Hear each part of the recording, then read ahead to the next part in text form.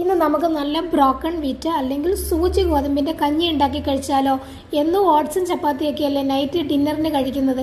ഇന്നൊരു വെറൈറ്റി ആയിക്കോട്ടെ കേട്ടോ. അപ്പം 1/4 ഗ്ലാസ് ഗോതമ്പാണ് നിങ്ങൾ എടുക്കുന്നതെങ്കിൽ 1/4 ഗ്ലാസ് ചെറുപയറും കൂടെ ചേർത്തുള്ളൂ കേട്ടോ. അപ്പം നല്ല സ്വാദാണ് കഴിക്കാനേ. അതിൻ്റെ കൂടെ ഒരു 5-6 ചെറിയ ഉള്ളിയും കൂടെ അരിഞ്ഞിട്ട് കുറച്ച് ഉപ്പും കൂടെ ചേർത്ത് നമുക്ക് വേവിച്ചെടുക്കാം കേട്ടോ. നല്ല ടേസ്റ്റുള്ള ഒരു കഞ്ഞിയാണ്. പിന്നെ കൂടുതൽ രുചിയായിട്ട് കഴിക്കണമെന്നുണ്ടെങ്കിൽ ഇതിനകത്ത് തേങ്ങാപ്പീരയും കൂടെ ചേർത്ത് വേവിച്ചാൽ ഒന്നുകൂടെ ടേസ്റ്റാണ് കേട്ടോ.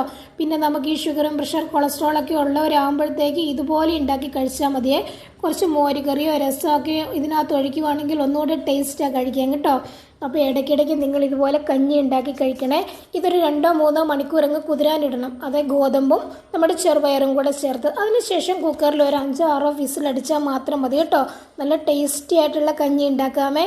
ഇത് നമ്മുടെ റൂബിനുള്ള ചിക്കൻ ഉണ്ടാക്കുവാണ്. കാര്യം അവൾക്കൊന്ന് മത്തങ്ങയും കൂടെ ചേർത്താണ് ചിക്കൻ ഉണ്ടാക്കുന്നത്.